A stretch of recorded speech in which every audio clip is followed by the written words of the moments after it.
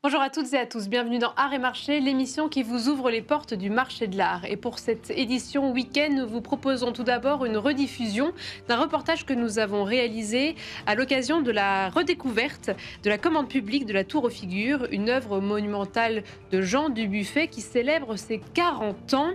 Cette aventure artistique et institutionnelle est racontée au musée de la carte à jouer à Issy-les-Moulineaux. Et en seconde partie d'émission, nous nous intéressons à l'opération juridique de la dation. Alors qu'un tableau de Gustave Caillebotte, portrait de l'artiste au chevalet, a rejoint les collections du musée d'Orsay. Pour vous donner plus d'informations sur le processus, je serai ravie d'accueillir en plateau Léopold Vassy, qui est juriste en droit du marché de l'art. C'est parti pour Art et Marché. Le portrait de l'artiste au chevalet est le plus important autoportrait peint par Gustave Caillebotte, tant par sa taille que par sa portée symbolique et historique. Ce sont par ces mots que le ministère de la Culture caractérise l'œuvre qui vient d'entrer dans les collections du musée d'Orsay. Une œuvre qui sera présentée au public au musée à partir du 17 février. Léopold Vassy, bonjour. Bonjour Sylvie. Merci beaucoup d'être avec nous. Vous êtes donc juriste en droit du marché de l'art et donc on va s'attarder sur cette œuvre déjà et puis après parler du processus de dation. Qu'est-ce que la dation? Qu'est-ce que la dation? Donc, parmi 5 auteurs-portraits réalisés par Caillebotte, il y en a un qui rejoint les collections du musée d'Orsay. En quoi c'est une œuvre vraiment importante pour l'histoire de l'art? Eh bien, déjà, comme vous l'avez dit, c'est une œuvre de Caillebotte, qui est une figure immense de l'impressionnisme, à la fois en tant qu'artiste, mais aussi en tant que mécène et collectionneur. Ensuite, on n'est pas dans de la fétichisation de la signature. Comme vous l'avez dit, il y a seulement 5 autoportraits, et celui-ci est le seul qui a été exposé du vivant de l'artiste en 1879, de mémoire.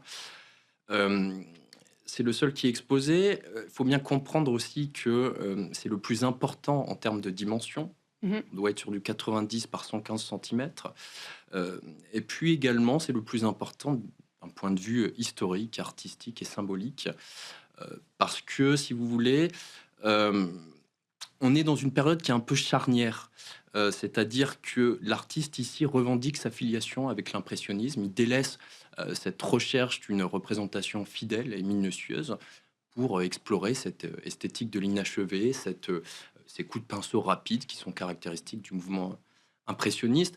Et puis parce que aussi, c'est un témoignage, je crois, de cette extraordinaire capacité qu'avait cet artiste à faire rupture, à réinventer une iconographie, ici celle de l'atelier, où il se représente en présence d'un ami, ce qui est totalement novateur, où les tableaux qui sont en arrière-plan ne sont pas les siens, ne sont pas les fruits de sa création, du moins, mais sont ceux de sa collection. Puis enfin, on peut aussi dire, par exemple, que le format vertical, d'ordinaire, en fait, on privilégie un format vertical pour les portraits. Or ici, le tableau est plus horizontal, exactement. Donc pour toutes ces raisons, en fait, c'est une œuvre majeure qui rejoint le musée d'Orsay, qui est, pour rappel, le plus grand écrin de collection impressionniste au monde. Elle va pouvoir dialoguer d'une part avec son dernier autoportrait, qui est dans les collections. Oui, parce que le musée d'Orsay possède une trentaine déjà de Caillebotte. C'est important d'en avoir justement encore un. Qu'est-ce que ça peut rajouter à ces collections pour le musée d'Orsay? Absolument. Alors, au musée d'Orsay, on a 15 sur la trentaine qui est détenue dans les collections nationales. D'accord. En effet, c'est extrêmement important. Ça va permettre de créer ce dialogue avec le dernier autoportrait de Caillebotte et puis aussi avec ces tableaux qu'on a en arrière-plan et notamment un tableau de Renoir qui est identifiable. De mémoire, je crois qu'il s'appelle le bal de la galette. Le bal du moulin de la Galette, et donc qui fait partie des collections du musée d'Orsay. Pour toutes ces raisons, ça va. Pour toutes ces raisons, c'est un moment très important. Donc revenons à ce dispositif de dation. Donc qu'est-ce que c'est tout simplement? Alors, pour faire simple, c'est un dispositif fiscal qui offre la possibilité à un contribuable de régler un impôt d'une manière un peu singulière par la remise d'une œuvre d'art. Oui. Alors, dans le cas présent ici, c'est une œuvre d'art, mais de manière plus large, ça peut être aussi des livres, des objets de collection, des documents, à condition toutefois qu'ils aient une importante valeur patrimoniale. Voilà. Dans quel cas est-ce que ça peut être sollicité? Est-ce que c'est forcément par, une transmission, un héritage?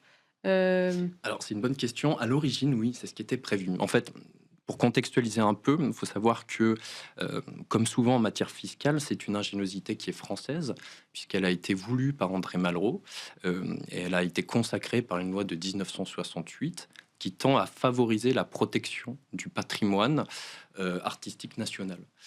Et donc, en fait, à la base, ce dispositif était circonscrit aux droits dans le cadre d'une succession.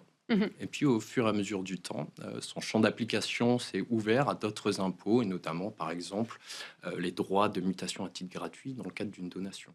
D'accord. Et ce modèle, pardon, et ce modèle a été repris par plusieurs pays. On le retrouve en Allemagne, en Suisse, il me semble au Royaume-Uni aussi. Ah oui, donc la France a été, figure, est à l'initiative Exactement, de c'est ces ça. comment est-ce qu'on juge? Enfin, j'imagine que ça se réalise seulement si une œuvre d'art est quand même, assez, importante pour le Absolument. patrimoine. Parce que C'est là tout on peut pas l'enjeu, ouais. tout le monde ne peut pas régler, ses droits de Non. succession avec, les tableaux qui figurent dans son salon. Non, ça serait un peu trop simple. Il faut savoir qu'il y a un degré de sélection qui est extrêmement élevé. Il y a environ une petite dizaine de dossiers qui sont acceptés chaque année, donc c'est vraiment une Oui, mesure qui est exceptionnelle. Et quels sont les critères? Il faut savoir qu'il y a un avis qui va être émis par une consultation interministérielle. d'accord. Et donc, dans le cadre d'une œuvre d'art, on peut imaginer que ces critères tiennent lieu à la signature, état de conservation, provenance aussi, qualité picturale. Tous ces éléments en fait vont constituer un faisceau qui vont En tout cas, il y a un concile externe qui, enfin, une sorte de absolument, commission, donc c'est c'est ça vraiment, exactement, pour chaque œuvre d'art, chaque tableau, chaque livre, chaque possession, vraiment spécifique. absolument. Et comment est-ce qu'on mesure une valeur? Est-ce que, en tout cas, la valeur d'une œuvre d'art doit être, de l'équivalent Mmh. de, par exemple, ce qu'on doit régler en héritage? Oui, c'est un peu, on peut régler tout ou partie de l'impôt, et ensuite, si jamais la commission interministérielle considère qu'il y a une importance patrimoniale, il va falloir fixer la valeur libératoire de l'œuvre. D'accord. Et donc là, on va se baser sur des valeurs d'assurance, la base de données du marché de l'art international, résultat des enchères, tous ces éléments pour essayer de fixer la valeur. Donc il y a quand même une valeur spécifique à l'œuvre qui est apposée. On fait pas une sorte de, par exemple, s'il y avait 2 tableaux, on se dit pas: «Bon, à peu près, ça Non, non, non, non, mais je veux dire, il y a vraiment une valeur spécifique pour chaque œuvre qui est apposée. bien sûr, mais ça peut être relativement délicat. Par exemple, il y a eu la dation de l'astronome de Vermeer. Bon, il y a très très peu d'œuvres de Vermeer. Pour fixer une valeur, c'est une question qui est extrêmement délicate et épineuse. Oui, j'allais demander justement, est-ce qu'il y a beaucoup d'exemples de dations qui ont été réalisées, dans Eh ben, l'histoire? c'est un peu paradoxal parce que, comme je vous l'ai dit, il y a un degré de sélection qui est très haut, une petite dizaine de dossiers par an, et pourtant, le nombre de dations qui ont été effectuées se compte en plusieurs milliers, tout simplement parce que dans une dation, il peut y avoir plusieurs œuvres d'art. Oui. Et donc, c'est typiquement l'exemple le plus connu est celui de la dation, enfin, des dations successives des héritiers Picasso. Et je crois qu'ils ont au total, depuis le début, enrichi les collections nationales avec plus de 4000 œuvres. Et c'est ce qui a d'ailleurs permis la création du musée Picasso. Puis on peut citer d'autres dations connues, la dation Man Ray, la dation Chagall, l'origine du monde de Courbet, qui est au musée d'Orsay, qui est lui aussi l'objet, le fruit d'une D'une dation. dation. Exactement. Et à chaque fois, ça donne lieu à donc des mises en avant particulières parce que c'est vrai que c'est quand même, vous le disiez, c'est quand même assez rare. Donc là, il y a tout un musée pour le musée Picasso, c'est quand même, très particulier de Absolument. constituer tout un musée. Ça, c'est un exemple vraiment qui sort du lot. Tout à fait. D'ailleurs, là, je crois qu'il y a une sorte de une procédure un petit peu spéciale qui s'inscrit dans les 40 ans, pour les 40 ans de l'institution. Je crois qu'il va y avoir la galerie impressionniste qui va être remodelée pour montrer, mettre en lumière, mettre en avant les dernières acquisitions de l'institution. Exactement, et en tout cas, il y aura aussi donc une sorte de cérémonie. En tout cas, le public pourra aller voir le caillebotte au musée d'Orsay à partir du 17 17, février. Et ce tableau sera particulièrement mis en valeur. Merci beaucoup, Léopold Vassy. Je rappelle que vous êtes juriste en droit du marché de l'art. Merci beaucoup d'avoir été avec nous. Et merci à vous toutes et tous de nous avoir suivis. C'était Arrêt Marché.